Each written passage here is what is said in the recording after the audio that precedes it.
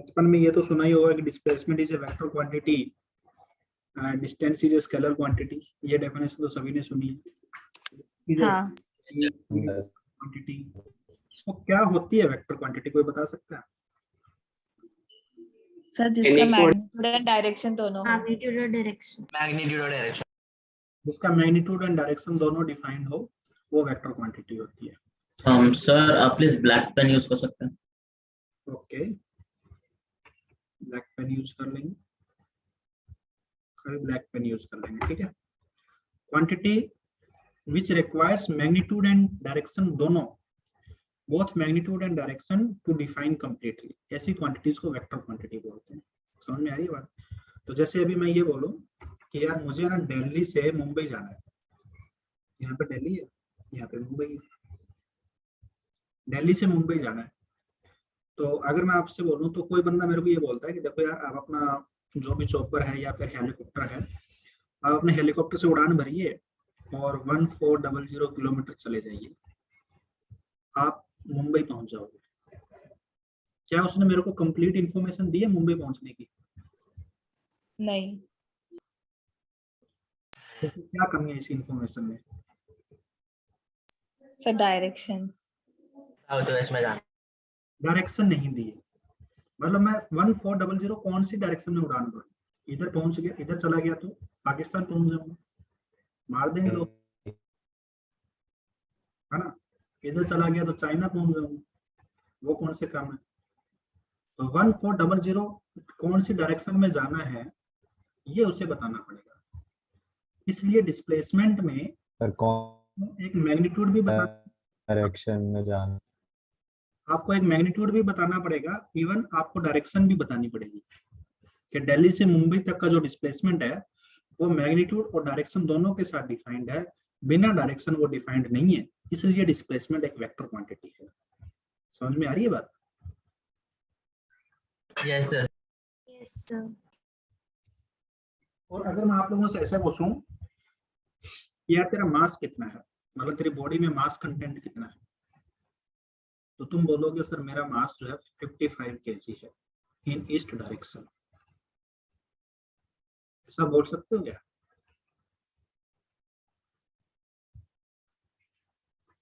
Sir मेरा mass 55 kg in east direction, ये बोलना एक मूर्खता नहीं है क्या?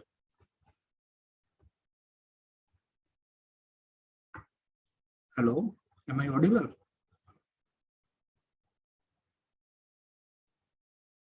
हेलो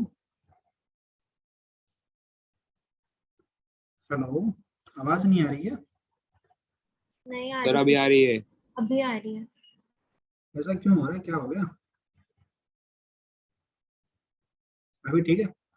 तो अगर मैं किसी से ऐसे पूछूं कि मास जो है, मास कितना है, तुम बोलोगे 55 kg है इन ईस्ट डायरेक्शन, तो क्या ये डायरेक्शन बोलना सही है मास के साथ? हेलो, हाँ सर अभी आवाज आ रही फिर से आवाज नहीं आ रही थी। अगर आवाज ना आए ना तो चैट में लिख देना कि सर आवाज नहीं आ रही, कहीं मैं इधर पढ़ाता रहूं और तुम्हारे उधर आवाज ही ना आए। Okay sir. ठीक है।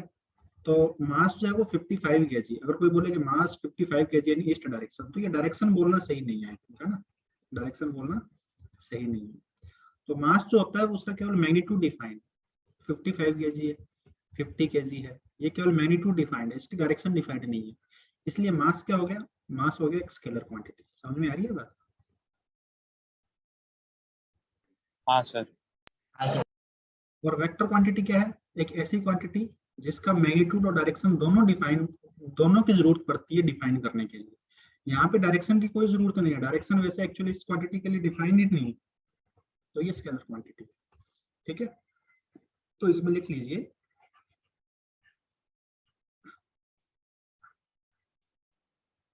Vector quantity, a physical quantity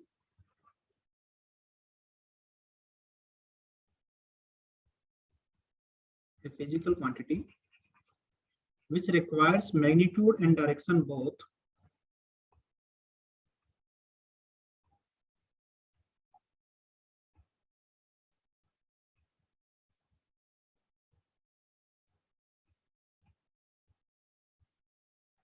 magnitude and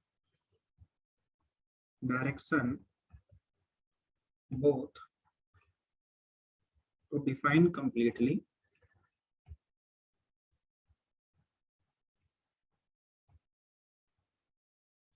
is known as vector quantity. समझे बेटा?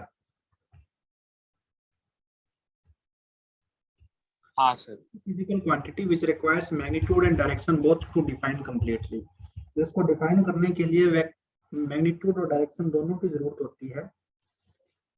ऐसी क्वांटिटी को वेक्टर क्वांटिटी बोलते हैं। फॉर एग्जांपल डिस्प्लेसमेंट, ठीक है, वेलोसिटी, फोर्स एटसेट्रा। ठीक है बेटा, these are vector quantity in physics। Scalar quantity क्या होती है बेटा? The physical quantity which requires magnitude only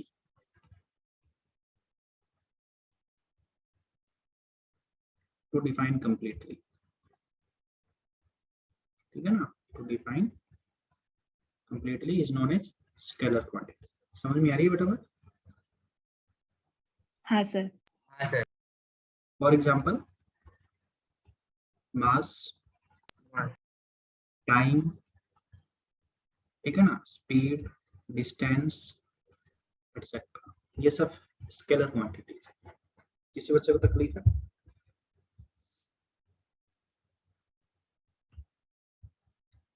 ये जो क्वांटिटी, वेक्टर क्वांटिटी की डेफिनेशन अभी आपको बता रहा हूँ ना, ये आप बचपन में भी पढ़ के आए हो।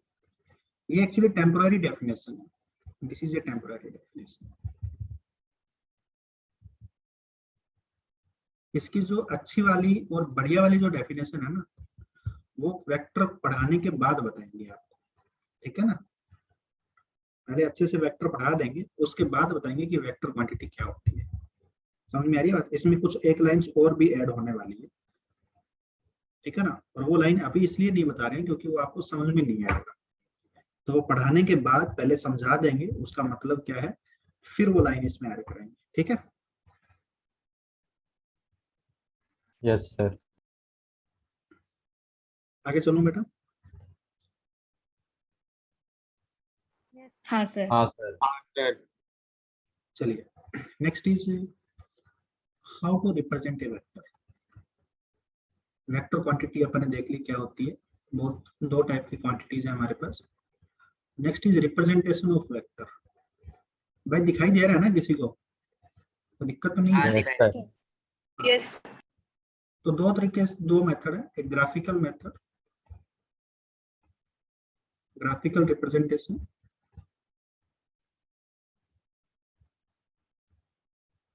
तो एक वेक्टर है, जैसे हमारे पास कोई भी ए वेक्टर है, तो किसको अपन एक एरो से रिप्रेजेंट करते हैं। कोई भी वेक्टर है उसको अपन पूरा एक एरो से रिप्रेजेंट करते हैं, और इस एरो के दो एंड है, जिसमें एक एंड पे तो एरो लगा हुआ है, दूसरे एंड पे एरो नहीं लगा हुआ। समझ में आ रही है बात? Yes sir. हाँ सर। इस एंड पे एरो लगा हुआ है, उस एंड को हेड ऑफ द वेक्टर बोलते हैं। This is head of vector. और जिस एंड पे एरो नहीं लगा हुआ है, that is tail of vector. This is the tail of vector. समझ में आ रही है बात? ये एंड टेल है, ये एंड हेड है। बस दोनों एंड को ना अलग अलग स्पेसिफाई किया गया, अलग अलग नाम से। तो जब भी कभी ऐसी बात बोली जाए कि हेड ऑफ द वेक्टर, तो आप समझ जाओ भी कौन से एंड की बात की जा रही है। समझ में आ रही है बात? Yes sir. Yes sir. नहीं बोलेंगे कभी भी कि एरो वाला एंड या बिना एरो वाला एंड। वहां पे ऐसे वर्ड यूज होगा कि head of the vector, tail of the vector, बस, और कोई दिक्कत नहीं है। ठीक है? यस। तो एरो की डायरेक्शन होती है, जिस डायरेक्शन में एरो पॉइंट कर रहा है वही डायरेक्शन वेक्टर की डायरेक्शन है। समझ में आ रही है बात? वो वेक्टर की डायरेक्शन को ही रिप्रेजेंट कर रहा है एरो। और इसका मैग्नीट्यूड कौन रिप्रेजेंट कर रहा है? क्योंकि मैग्नीट्यूड और डायरेक्शन दो चीजें होती है वेक्टर के लिए, तो इसका मैग्नीट्यूड रिप्रेजेंट कर रहा है इसकी लेंथ। ठीक है ना? इसकी लेंथ है ना, वो इसका मैग्नीट्यूड रिप्रेजेंट कर रही है।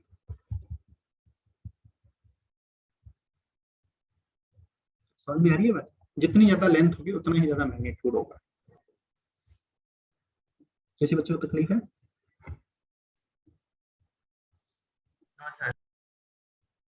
तो ये हो गया एक वेक्टर को रिप्रेजेंट करना ग्राफिकली। नेक्स्ट है सिंबॉलिक रिप्रेजेंटेशन।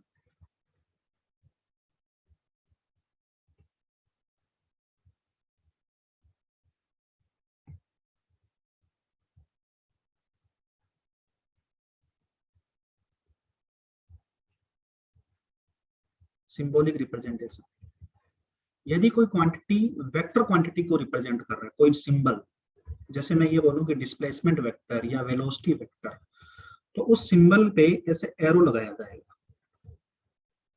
जैसे ये ए जो अल्फाबेट है ना, ये किसी वेक्टर क्वांटिटी को रिप्रेजेंट कर रहा है, तो ए के ऊपर ऐसे एरो लगा देंगे। ऐसे एरो लगा देंगे तो इससे ये पता लग जाएगा कि ये ए जिस क्वांटिटी को रिप्रेजेंट कर रहा है वो एक वेक्टर क्वांटिटी है। समझ में आ रही है बात? Yes sir. मैं ये बोलूं कि velocity vector, what is the velocity of बस, ये बोलूं कि बताओ एक बस is moving, what is its velocity, तो आप ये बोलोगे sir its velocity is v के ऊपर arrow, its velocity is v vector.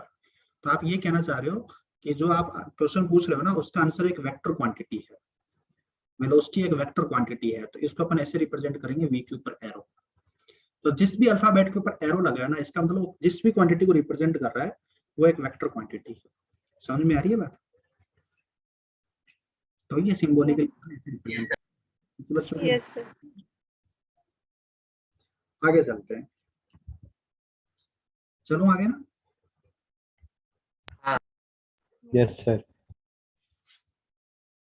Next is कुछ इंपॉर्टेंट बातें करते हैं वेक्टर के बारे में। जहां भी आपको कुछ भी दिक्कत आ जाए ना, कि जो भी चीज समझ में ना आए, वहीं पे मेरे को पिन करके पूछ लीजिएगा कि सर ये बात क्या बोली आपने, ये क्या बोला, ठीक है? तो नोट डाल के कुछ पॉइंट लिखो। एक वेक्टर जो है, जैसे मान लेते हैं कि ये एक वेक्टर है, ये वेक्टर मैंने बोला इसको एरो से रिप्रेजेंट किया जाता है और इसको सिंबॉलिकली ऐसे रिप्रेजेंट करेंगे, ठीक है ना? ये एक ए वेक्टर है। समझ में आ रही है बात? ये वेक्टर, इसकी एक डायरेक्शन है पर्टिकुलर और एक इसका मैग्नीट्यूड है। मैग्नीट्यूड कौन कौन बता रहा है? इसकी लेंथ, इसकी लेंथ जो है वो इसका मैग्नीट्यूड बता रही है। और ये जो एरो की डायरेक्शन है, एरो जिस डायरेक्शन में पॉइंट कर रहा है वो इसकी डायरेक्शन को रिप्रेजेंट कर रहा है। समझ में आ रही है बात? Yes sir. यस। एक वेक्टर तब तक चेंज नहीं होता जब तक उसका मैग्नीट्यूड या डायरेक्शन दोनों में से किसी को भी चेंज ना किया जाए। समझ में आ रही है बात? या तो आपने मैग्नीट्यूड को चेंज कर दिया, या आपने डायरेक्शन को चेंज कर दिया, या फिर दोनों को ही चेंज कर दिया, तो वेक्टर चेंज हो गया। लेकिन अगर मैग्नीट्यूड भी सेम है, डायरेक्शन भी सेम है, तो वेक्टर चेंज नहीं हुआ है, वेक्टर सेम माना जाएगा। ठीक है ना? Yes sir.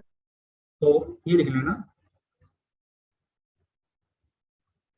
If neither magnitude no direction of a vector is changed, the vector does not change. The vector doesn't change. समझ में आ रही है बात? If neither direction nor vector nor if neither magnitude nor direction of the vector is changed, the vector does not change. मतलब ये vector यहाँ था, इसको उठा के मैंने इसके पैरेलल ही यहाँ रख दिया। पैरेलल रखने का मतलब है कि डायरेक्शन चेंज नहीं किया। ठीक है ना? इसको पैरेलल ही यहाँ भी रख सकता हूँ, तब भी ये ए वेक्टर ही है। ठीक है ना बेटा? ये वेक्टर कोई दूसरा वेक्टर नहीं है, ये ए वेक्टर है। क्यों? क्योंकि जितनी पहले लेंथ थी उतनी लेंथ है, जिस डायरेक्शन में पहले पॉइंट कर रहा था उसी डायरेक्शन में अब पॉइंट कर रहा है, बस पोजीशन चेंज किया है। पहले यहाँ पड़ा था, अब यहाँ रख दिया। पोजीशन चेंज करने से वेक्टर चेंज नहीं होता। ये सारे ए वेक्टर है। समझ में आ रही है बात?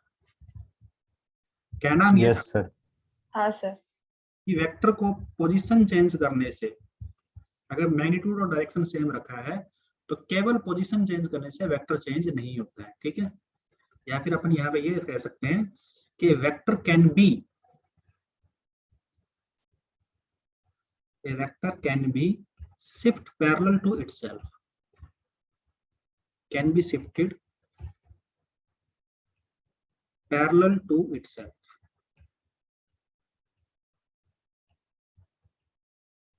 ठीक है ना? A vector can be shifted parallel to itself. And it does not change, इस प्रोसेस में ये चेंज नहीं हुआ है, इट रिमेन्स सेम। समझ में आ रही है बात, या आप ये कह सकते हैं एंड इट रिमेन सेम।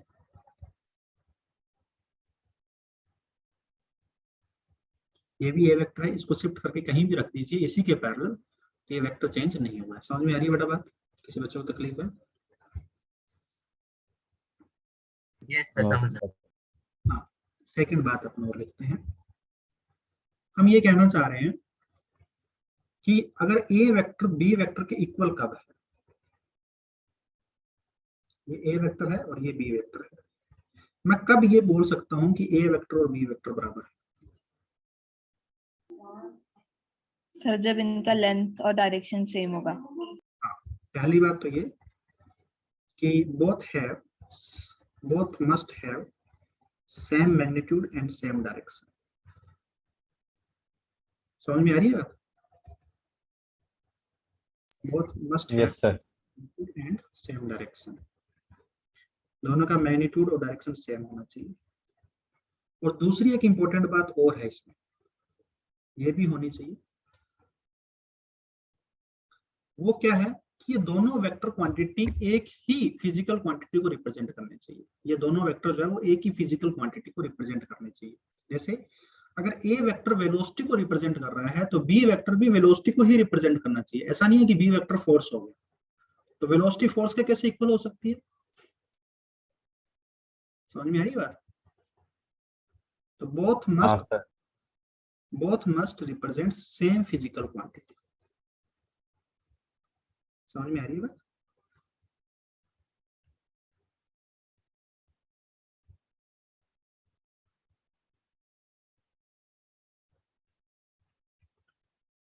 पर कई बच्चों का ना इस बात में दिक्कत होती है कि सर ये मैग्नीट्यूड क्या होता है। चलो डायरेक्शन तो हम समझते हैं कि डायरेक्शन कोई एक पर्टिकुलर डायरेक्शन होगी, मैग्नीट्यूड क्या होता है, इसमें तो किसी को कोई दिक्कत नहीं है ना? नहीं सर, पता है।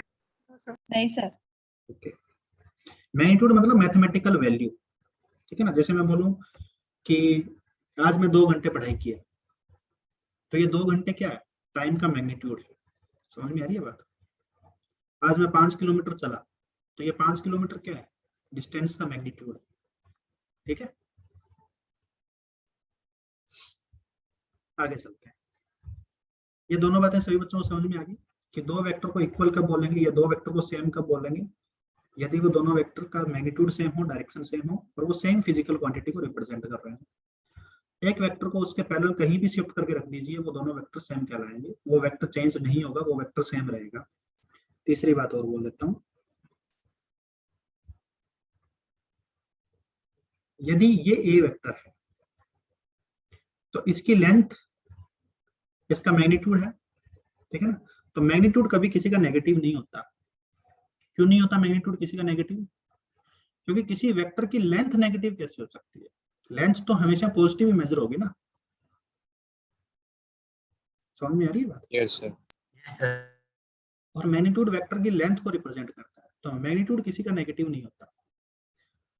तो मैं ये कह रहा हूं कि अगर इतने ही मैग्नीट्यूड का और इसी के पैरेलल एक वेक्टर बना रहा हूं परंतु डायरेक्शन अपोजिट कर रहा हूं, तो ये माइनस ए वेक्टर है। समझ में आ रही है बात? ये दोनों सेम वेक्टर नहीं है अभी, ये दोनों डिफरेंट वेक्टर है। इनमें से अगर एक प्लस ए वेक्टर है, दूसरा माइनस ए वेक्टर है, मतलब वेक्टर्स के अंदर अगर डायरेक्शन अपोजिट हो जाती है तो वेक्टर चेंज हो जाता है और वो उस वेक्टर का नेगेटिव होता है। समझ में आ रही है बात? तो ये बी वेक्टर है, बी वेक्टर की वैल्यू ए वेक्टर के अपोजिट है, तो इसका मैग्नीट्यूड तो सेम है, A vector and minus A vector both have same magnitude. समझ में आ रही है बात? Yes sir. Yes, sir. Yes sir. But sir magnitude positive में ही डिनोट करेंगे ना, लेकिन क्या कह रहे हो? मैग्नीट्यूड पॉजिटिव में ही डिनोट करेंगे ना। हाँ, मैग्नीट्यूड हमेशा पॉजिटिव रहेगा। इसकी जो लेंथ है वही लेंथ इसकी है, ये लेंथ ही तो मैग्नीट्यूड है। जो नेगेटिव साइन आया ना वो डायरेक्शन को रिप्रेजेंट कर रहा है कि इसकी डायरेक्शन, अगर आपने इस डायरेक्शन को पॉजिटिव लिया ब्लैक वाले को, तो ये ब्राउन वाली डायरेक्शन नेगेटिव है। समझ में आ रही है बात? Yes sir. but they have opposite direction.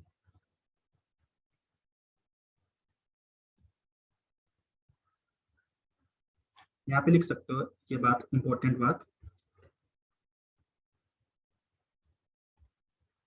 Magnitude represents the length of A vector, ठीक है ना।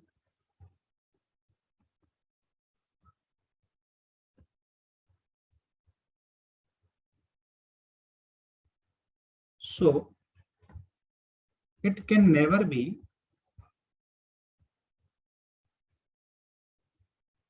negative, ठीक है ना। Negative sign in vector quantity, negative sign in vector just represents the direction.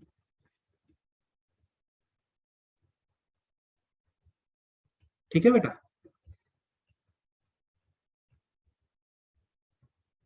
Yes, sir. किसी बच्चे को तकलीफ है?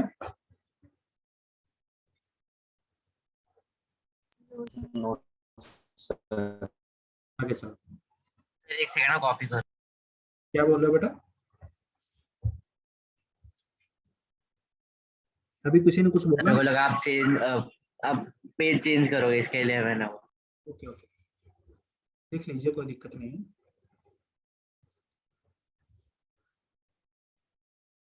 सभी को समझ में आ रहा है ना? यस हाँ सर। सर। हाँ सर, हाँ सर।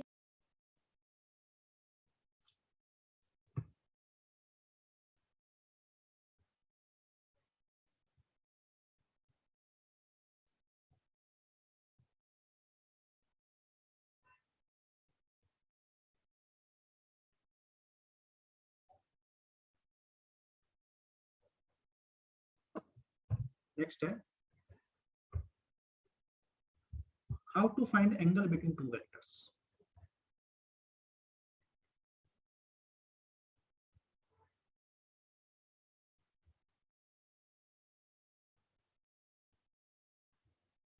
सर, हाँ बोलिए, बोलिए बेटा। सर आपकी आवाज नहीं आ रही थी। अभी आ रही है? हाँ,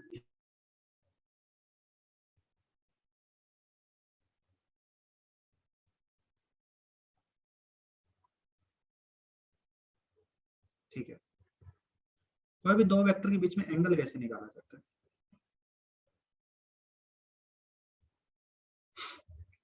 तो मान लेते हैं कि ये ए वेक्टर है, अभी आ रही है ना आवाज सभी को?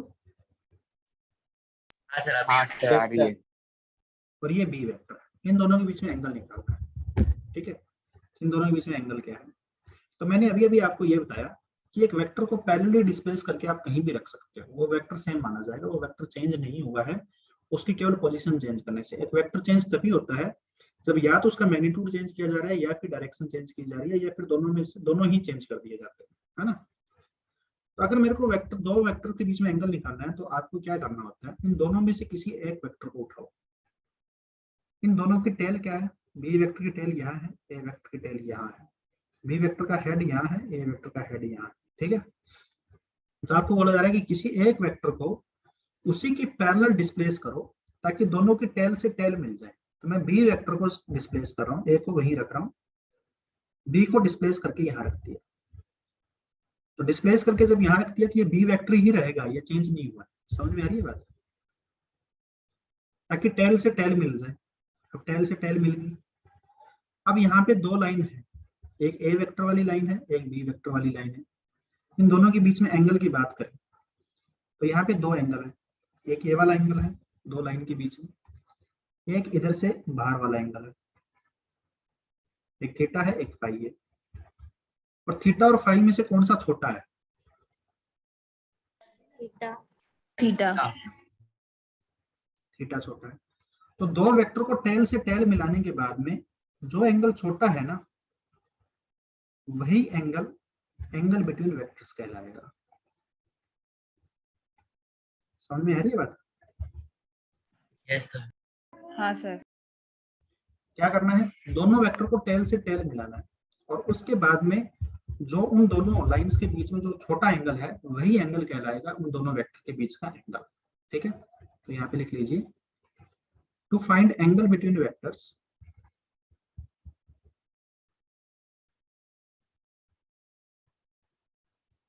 Angle between two vectors, either of the vector या any one of the vector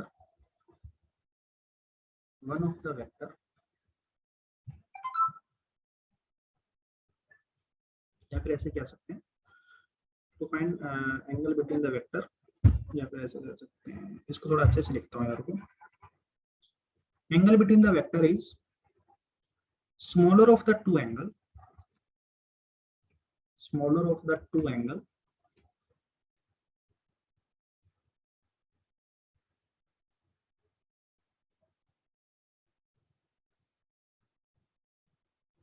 is the smaller of the two angle between the vectors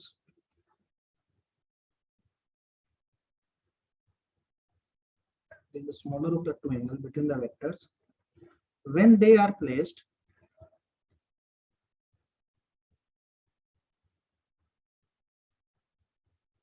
tail to tail by displacing either of the vector। समझ में आ रही है बात? हाँ sir.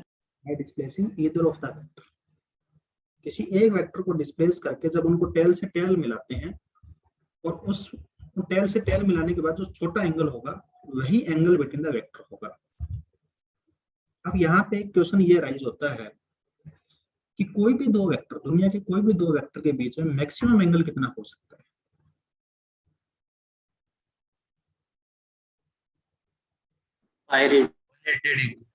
Sir 180। 180 degree. दुनिया के कोई भी दो वेक्टर के बीच में मैक्सिमम एंगल 180 डिग्री हो सकता है, उससे ज्यादा नहीं हो सकता। क्यों नहीं हो सकता? नहीं तो स्मॉलेस्ट 180 से छोटा हो जाएगा। जैसे ये मैक्सिमम तो 180 डिग्री हो गया, ये ए वेक्टर हो गया, ये बी वेक्टर हो गया, ये 180 डिग्री हो गया। कोई बोल देता है कि सर नहीं मैं इससे भी ज्यादा कर सकता हूँ, करते भाई, ये लो सर, फिर भाई ये वाला एंगल कंसीडर ही नहीं किया जाएगा। कौन सा एंगल कंसीडर किया जाएगा? जो ये छोटे वाला है वो कंसीडर किया जाएगा। तो maximum angle between two vectors can be 180 degree, या फिर अपन ये कह सकते हैं कि angle between the vector always lies between 0 to 180। समझ में आ रही है बात? Angle between A vector and B vector ना, it always lies between 0 to 180 degree. किसी बच्चे को तकलीफ है?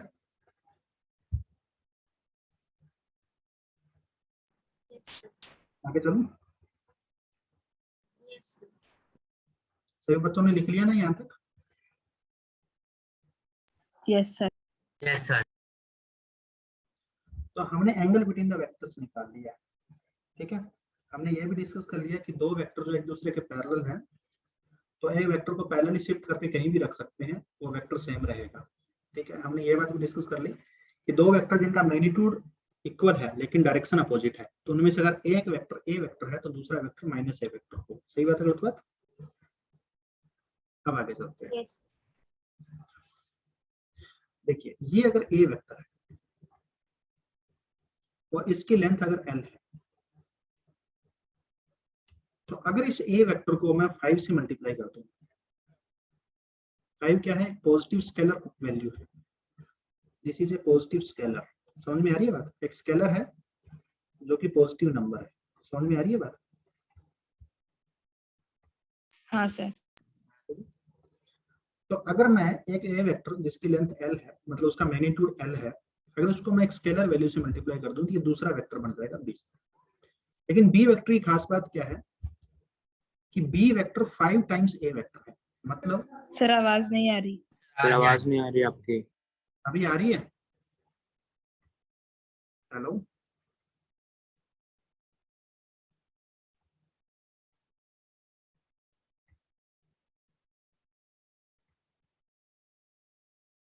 अभी आवाज आ रही है? हेलो, हाँ। Yes sir. हाँ सर अब आ रही है। माइक का शायद प्रॉब्लम है, मैंने माइक चेंज किया अभी। तो मैंने ये बोला कि बी वेक्टर जो है वो ए वेक्टर का 5 टाइम्स है। इसका मतलब क्या है कि बी वेक्टर कि लेंथ कितनी होगी, 5l होगी, 5 times 5l लेंथ हो जाएगी इसकी, और डायरेक्शन इसकी वही रहेगी जो ए वेक्टर की डायरेक्शन है। ए वेक्टर भी इसी डायरेक्शन में पॉइंट कर रहा था, बी वेक्टर भी इसी डायरेक्शन में पॉइंट करेगा। समझ में आ रही है बात? तो यहाँ पे मैं क्या कहना चाह रहा हूँ, मैं ये कहना चाह रहा हूँ कि if A vector is multiplied by, if A vector is multiplied by a positive scalar say k, then its magnitude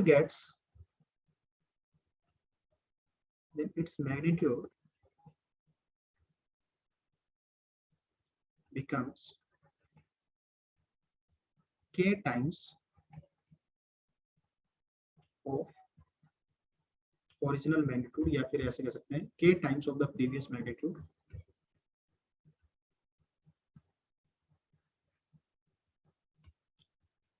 and its direction remains same, समझ में आ रही है बात?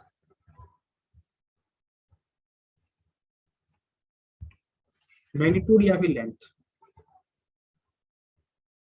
ठीक है ना, एक ही बात है। तो इसकी लेंथ मल्टीप्लाई हो जाएगी उतने बार, उतने टाइम से जितने से आपने मल्टीप्लाई किया। जैसे 5 से मल्टीप्लाई किया तो इसकी लेंथ 5 टाइम्स हो जाएगी, 2 से मल्टीप्लाई किया तो लेंथ 2 टाइम्स हो जाएगी, और डायरेक्शन वही रहेगी जो पहले डायरेक्शन। किसी बच्चे को तकलीफ है यहाँ तक? sir.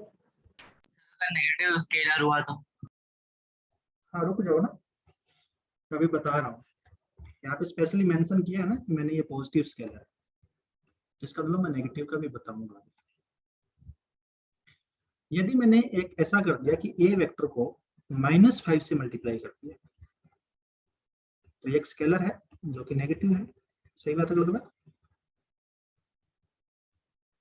तो let us suppose this B C vector, तो ये सी वेक्टर क्या होगा, इसका मैग्नीट्यूड तो 5 टाइम्स हो गया है, क्योंकि 5 से मल्टीप्लाई किया ना, तो मैग्नीट्यूड 5 टाइम्स हो गया है।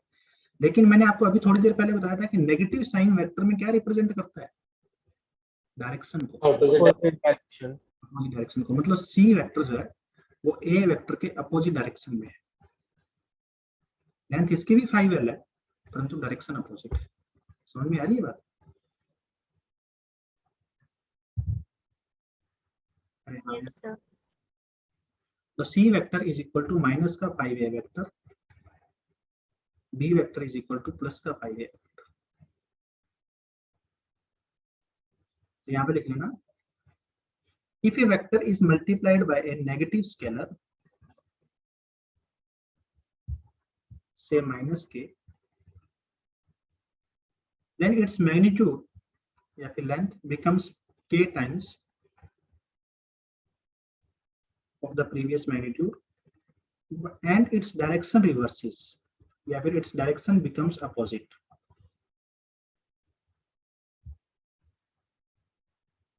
समझ में आ रही है बेटा?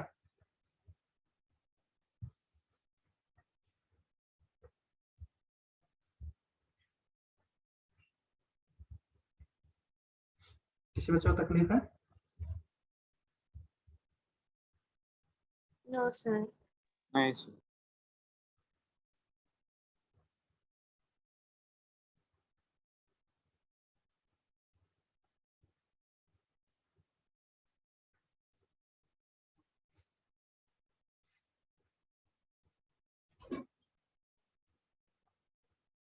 आगे चलता हूँ। अच्छा एक बात बताइए, ये एक वेक्टर है, ये वेक्टर, अगर मैं इसको थीटा एंगल से रोटेट कर दूं, ठीक है, तो क्या अब भी ये ए वेक्टर है? नहीं नहीं है। क्यों? क्योंकि इसकी डायरेक्शन चेंज हो गई, ठीक है ना, रोटेशन से डायरेक्शन चेंज होती है। हाँ अगर आपने इसको 360 से रोटेट कर दिया तो डायरेक्शन सेम रहेगी, तो ये ए वेक्टर का ए वेक्टर ही रहेगा। समझ में आ रही है बात?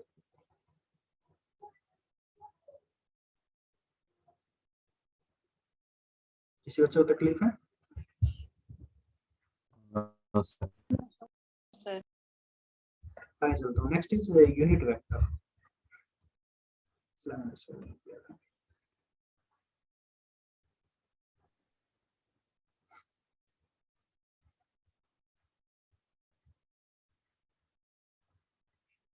मैंने अभी अभी आपको ये बताया कि कोई भी वेक्टर को अगर अपन एक पॉजिटिव स्केलर से मल्टीप्लाई कर देते हैं तो वो वेक्टर उतने टाइम्स हो जाता है ना। जैसे इसको अगर मैंने k से मल्टीप्लाई कर दिया तो ये k टाइम्स हो जाएगा और डायरेक्शन वही रहेगी। सही बात है बंधु? ये बात मैंने बताई। हाँ सर। Yes sir. क्योंकि इस वेक्टर का जो मैग्नीट्यूड है, इसकी जो लेंथ है वो 1 है, और मैं आपको ये बोलूं कि मुझे एक ऐसा वेक्टर चाहिए जिसकी लेंथ 5 हो और डायरेक्शन वही हो जो ए वेक्टर की डायरेक्शन है। तो आप क्या करोगे? तो k 5 आ जाएगा। तो आप उसको 5 से मल्टीप्लाई कर दोगे। सही बात है बंधु? तो मैंने ये बोला कि ये एक वेक्टर है जिसकी लेंथ 1 है और मुझे एक ऐसा वेक्टर चाहिए जिसकी लेंथ 5 हो और डायरेक्शन यही हो। तो ये लेंथ 5 होगी और ये वेक्टर बन गया सर। तो आपने क्या किया? ए वेक्टर को 5 से मल्टीप्लाई कर दिया। सही बात है गलत? Yes sir. तो ये जो बी वेक्टर है, इस बी वेक्टर का मैग्नीट्यूड कितना है? जैसे ए वेक्टर का मैग्नीट्यूड कितना था? 1 था। बी वेक्टर का मैग्नीट्यूड कितना है? 5 है। 5। ठीक है, तो ये इसका मैग्नीट्यूड है। इसका मैग्नीट्यूड क्या था ए वेक्टर का? ये 1। मैग्नीट्यूड था। ये यूनिट मैग्नीट्यूड लिख रहा हूं मैं, ठीक है ना, लिख लेना आप यूनिट मैग्नीट्यूड। तो इसलिए इसको यूनिट वेक्टर बोलते हैं। एक ऐसा वेक्टर जिसका मैग्नीट्यूड यूनिट है तो उसको यूनिट वेक्टर बोलते हैं। और अगर इसको 5 से मल्टीप्लाई कर दिया तो ये एक नया वेक्टर बन गया जिसका मैग्नीट्यूड कितना है? 5। सही बात है गलत? मतलब यदि मेरे को कोई भी वेक्टर डिजाइन करना है, जैसे बी वेक्टर डिजाइन करना था जिसका लेंथ 5 है, तो मेरे को क्या करना होगा? उसी मतलब इस यूनिट वेक्टर को ना जनरली पता है कैसे रिप्रेजेंट किया जाता है? ऐसे ए वेक्टर से रिप्रेजेंट नहीं किया जाता। यूनिट वेक्टर को रिप्रेजेंटेशन किया जाता है ए कैप से। जब भी किसी सिंबल के ऊपर ऐसे कैप लगा देना, इसका मतलब ये है कि वो एक वेक्टर है जिसका मैग्नीट्यूड यूनिट है। समझ में आ रही है बात?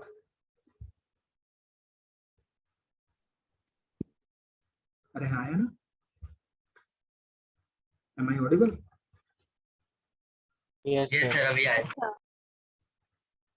कहाँ पे आवाज अटका? ये समझ में आया आप लोगों को? हाँ सर, जहाँ मैग्नीट्यूड मैग्नीट्यूड इक्वल टू 5। इसका मैग्नीट्यूड 5 हो गया, डायरेक्शन वही है जो ए वेक्टर की डायरेक्शन है।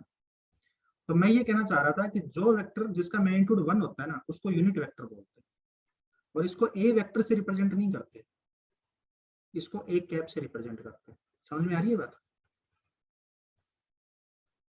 हाँ सर। तो यूनिट वेक्टर के लिए स्पेशल सिंबल है एक है कि जिस भी अल्फाबेट के ऊपर कैप लगा हुआ है ना, तो ये समझ आना कि वो वेक्टर है और उसका मैग्नीट्यूड यूनिट है। समझ में आ रही है बात? तो यहाँ पे लिख लीजिएगा। सर मतलब मैग्नीट्यूड 1 है। हाँ, मैग्नीट्यूड 1 है। तो it is a vector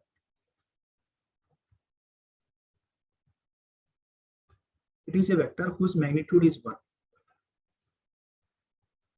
whose magnitude, or we can say that length is 1, is unity, and points in a particular direction.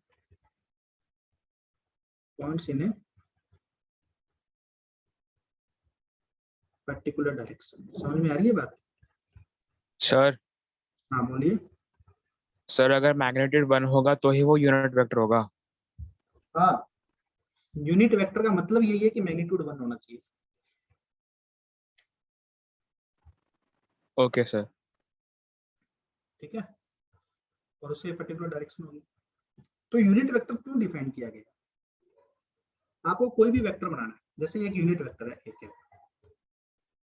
मैंने ये बोला कि एक ऐसा वेक्टर बनाओ जिसका मैग्नीट्यूड 5 हो और डायरेक्शन वही होनी चाहिए जो ए कैप की डायरेक्शन है। तो तुम क्या बोलोगे?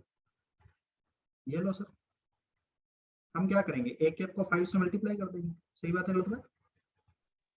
सर लेकिन ये ऐसे ए कैप लिखने पे डायरेक्शन तो नहीं पता चलेगी ना? नहीं, ए कैप एक यूनिट वेक्टर है और यूनिट वेक्टर की अपनी एक डायरेक्शन होती है, वो बताऊंगा मैं आपको। मैंने दिया है यूनिट वेक्टर की, ये एक यूनिट वेक्टर है इस डायरेक्शन में। समझ में आ रही है बात? ये गिवन है, सुन रहे हो क्या? मैंने बोला कि ये एक यूनिट वेक्टर है इस डायरेक्शन का। तो आप एक ऐसा वेक्टर बनाइए जिसका मैग्नीट्यूड 5 हो और डायरेक्शन इसी वेक्टर की डायरेक्शन में हो, इसी यूनिट वेक्टर की डायरेक्शन में हो। तो आप क्या करोगे, आपको पता है कि इसका मैग्नीट्यूड 1 है, तो आप इसको डायरेक्ट 5 से मल्टीप्लाई कर दोगे। सही बात है गलत बात? सही बात है। क्योंकि मैग्नीट्यूड 5 Yes. टाइम्स होना है, तो 1 का 5 टाइम्स क्या होगा, 5 ही होगा। तकलीफ है क्या? तो आपने एक बी वेक्टर बना दिया। तो बी वेक्टर आपने क्या बनाया, बी वेक्टर आपने बनाया 5 एक, जहाँ पे 5 क्या है, 5 तो मैग्नीट्यूड है किसका, magnitude of B vector. Magnitude of B vector. और ए कैप क्या है, ए कैप तो बी वेक्टर की डायरेक्शन की ओर, बी वेक्टर की डायरेक्शन में पॉइंट करने वाला एक यूनिट वेक्टर है। सही बात है मतलब? Yes, sir. It is the unit vector pointing in the direction of. इसके बाद और भी क्लास है क्या आपकी? नहीं सर। पॉइंटिंग इन, सॉरी क्या हो गया,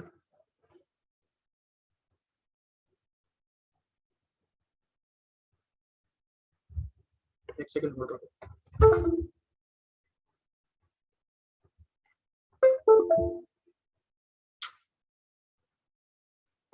पॉइंट यहाँ पे लिख लेना, pointing in the direction of B vector, ठीक है ना? Unit vector pointing in the direction of B vector, ये अपने आप चलने लगेगा कुछ हाइट से ही।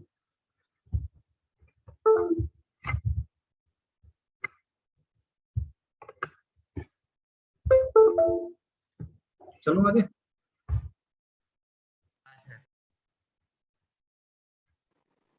अरे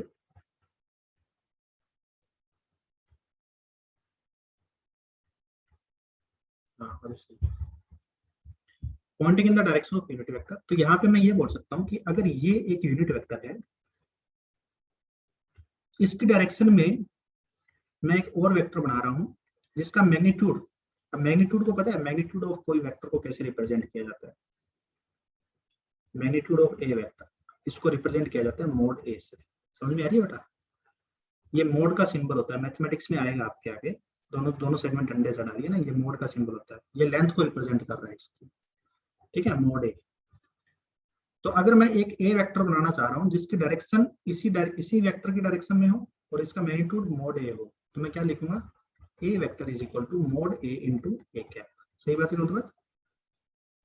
यहाँ पे मोड ए क्या है, A vector का magnitude. Magnitude of A vector, और ए कैप क्या है, यूनिट वेक्टर पॉइंटिंग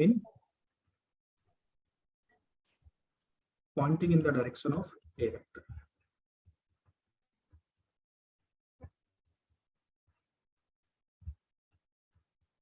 ठीक है, तो यहां से मैं ये बात लिख सकता हूं कि A cap is equal to A vector divide by उसका मैग्नीट्यूड, और ये बहुत ही इंपॉर्टेंट फॉर्मूला है, बहुत ही इंपॉर्टेंट फॉर्मूला है, ठीक है? कि कोई भी वेक्टर को अगर उसके मैग्नीट्यूड से डिवाइड कर दोगे तो उसकी डायरेक्शन का यूनिट वेक्टर आ जाएगा, ठीक है? बच्चों को तकलीफ है क्या?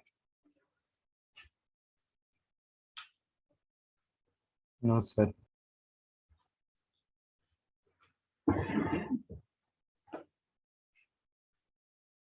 अभी देखिए, अब कोई एक पॉइंट से, मैं ये बोल रहा हूँ कि इस पॉइंट से आप कितने डिफरेंट डायरेक्शन में मूव कर सकते हो, how many number of different direction possible from this point, infinite direction possible है। सही बात है गलत बात? Yes sir. Infinite direction possible है सर। और मैं ये कह रहा हूँ कि हर डायरेक्शन का अपना एक यूनिट वेक्टर होता है, हर डायरेक्शन का, जितनी भी डायरेक्शन पॉसिबल है ना, हर डायरेक्शन का अपना एक यूनिट वेक्टर होता है। जैसे इसका यूनिट वेक्टर A1 कैप है, इसका A2 कैप है, इसका A3 कैप है, इसका A4 कैप है, A5 कैप, A6 कैप है, A7 cap, A8 cap.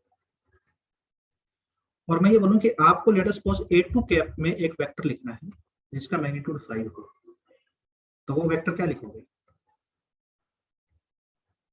5 A2 cap. सही बात है लोग? Yes sir. इसका मैग्नीट्यूड 5, क्योंकि हर डायरेक्शन का एक यूनिट वेक्टर अपना डिफाइंड होता है और उस डायरेक्शन का यूनिट वेक्टर हमेशा वही होगा, क्योंकि यूनिट वेक्टर का मैग्नीट्यूड तो 1 ही होता है, केवल उसकी डायरेक्शन ही तो होती है उसके पास। सही बात है लोग? इसलिए अपन इनफाइनाइट यूनिट वेक्टर को तो नहीं स्टडी कर सकते, क्योंकि infinite number of direction possible है, हम इनफाइनाइट यूनिट वेक्टर को स्टडी नहीं कर सकते। तो मैथमेटिक्स में 3 स्टैंडर्ड डायरेक्शन होती है, एक्स एक्सिस, वाई एक्सिस और जेड एक्सिस। सही बात है लोग? तो एक्स एक्सिस की डायरेक्शन में जो यूनिट वेक्टर होता है ना, उसको स्पेशल सिंबल दिया गया है, that is I cap. Y axis के डायरेक्शन में जो यूनिट वेक्टर होता है उसको सिंबल दिया गया जे कैप, और जेड एक्सिस के डायरेक्शन में वेक्टर होता है उसको सिंबल दिया गया के कैप। सही बात है मतलब? तो यदि मैं ये बोलूं कि एक वेक्टर जो एक्स एक्सिस की तरफ पॉइंट कर रहा है और उसका मैग्नीट्यूड 2 है, तो वेक्टर क्या होगा? 2i कैप होगा। समझ में आ रही है बात? Yes sir. यस सर, का मैग्नीट्यूड 2 है।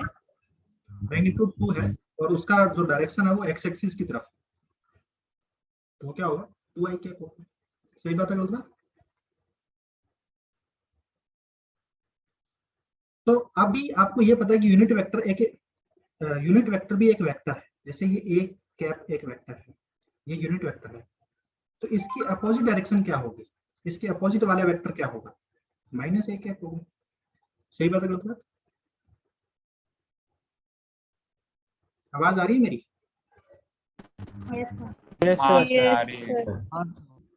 अगर ये ए कैप पॉइंट कर रहा है तो इसके अपोजिट वाला वेक्टर क्या होगा? माइनस ए कैप होगा। तो मैं ये कह रहा हूँ कि पॉजिटिव एक्स एक्सिस की तरफ जो वेक्टर है, यूनिट वेक्टर है, पॉजिटिव एक्स एक्सिस की डायरेक्शन को पॉइंट करने वाला जो वेक्टर है वो आई कैप है, तो उसके अपोजिट डायरेक्शन वाला वेक्टर क्या होगा? माइनस आई कैप होगा।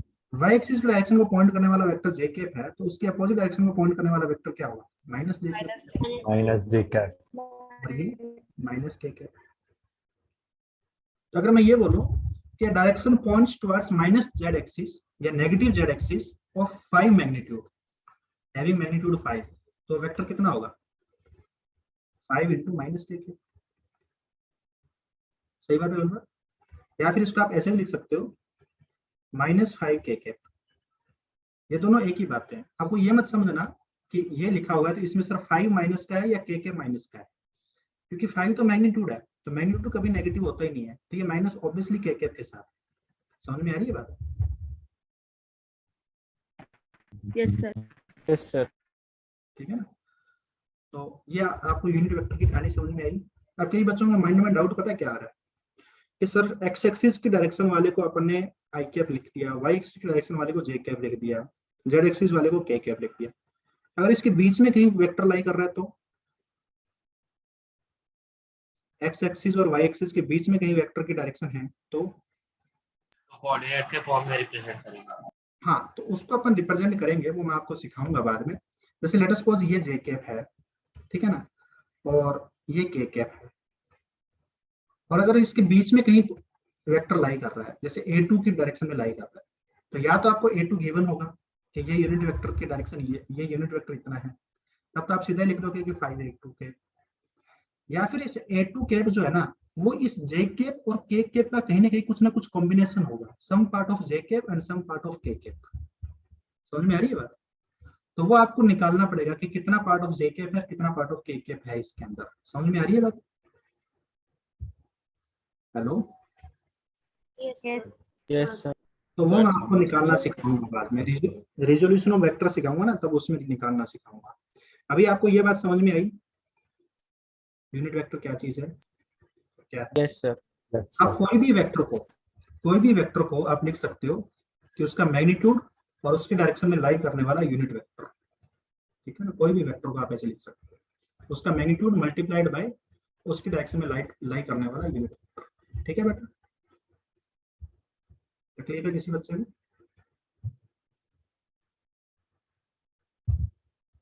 हेलो, समझ में आया सभी को? Yes, sir. Yes sir. तो आज के लिए इतना ही। नेक्स्ट क्लास में अपने इसको आगे डिटेल में पढ़ेंगे, एडिशन ऑफ वेक्टर से चालू करेंगे। क्या आज की क्लास का सभी बच्चों को समझ में आया? Yes, sir. समझ आया हाँ सर, समझ में आया। अच्छा लगा कुछ क्लास में? क्या सर? अच्छा लगा क्लास में आज सीखने को मिला? हाँ हाँ सर। सर, अच्छा लगा। हाँ, sir.